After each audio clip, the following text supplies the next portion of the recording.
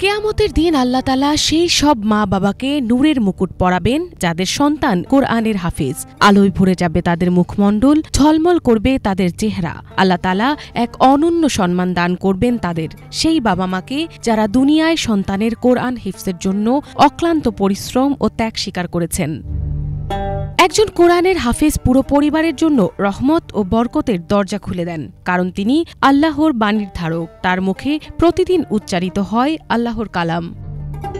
হযরত মুয়াজ জুহানী রাদিয়াল্লাহু তাআলা আনহা থেকে বর্ণিত, রাসূলুল্লাহ সাল্লাল্লাহু আলাইহি ওয়াসাল্লাম ইরশাদ করেছেন, যে ব্যক্তি কোরআন পাঠ করেছে এবং তাতে তা আছে সে অনুযায়ী আমল করেছে, তার বাবা মাকে কিয়ামতের দিন নূরের তাজ পরানো হবে। যদি সূর্য তোমাদের ঘরেই প্রবেশ করত, তবে ওই সূর্যের আলো অপেক্ষাও সেই টুপির আলো উজ্জ্বলতর হবে। এখন চিন্তা করো, যে ব্যক্তি কোরআনের নির্দেশ অনুযায়ী আমল করে তার মর্যাদা কত উত্তম। এছাড়া হাদিসে আরও এসেছে, যারা কোরআন তেলাওয়াত করেন তারা আল্লাহর বিশেষ বান্দা। তারা দুনিয়ায় যেমন সম্মানিত, পরকালেও তেমনি মর্যাদাবান। আল্লাহ তাআলা তাদের সুপারিশ কবুল করবেন এবং তাদের মা বাবাকে জাহান্নামের আগুন থেকে রক্ষা করবেন।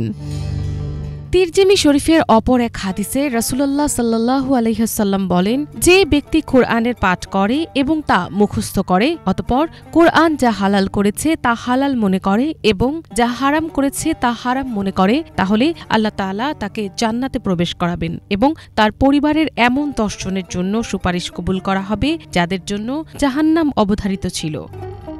মিনাল আতিবা, বাংলা ভিশন।